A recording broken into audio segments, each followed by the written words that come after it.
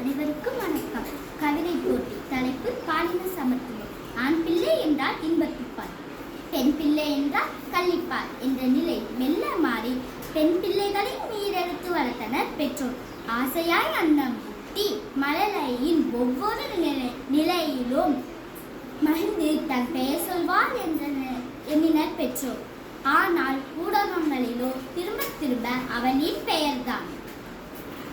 மனித மிருகங்கள் அவளை பிடித்து தங்களது பசியை போக்கி வீதியில் வீசி சென்றன.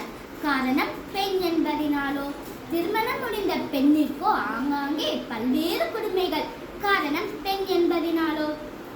வருமானம் கொடுப்பதிலும் வேறுபாடு காட்டுகின்றன. காரணம் பெண் என்பதினாலோ?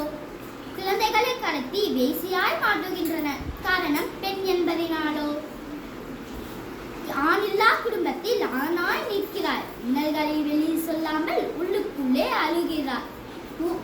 தன் வீட்டு வேலையாவும் செய்கிறார். அவர் ஊதியம் ஏதுமின்றி அவரிடம் சொல்லாவிட்டாலும் நன்றி.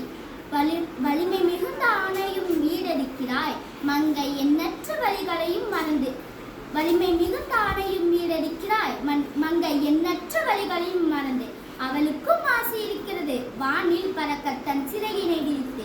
அவளுக்கும் ஆசை இருக்கிறது வானில் பறக்க தன் சிறகினை விரித்து. ஆணை போலவே பெண்ணையும் நடத்துங்கள்.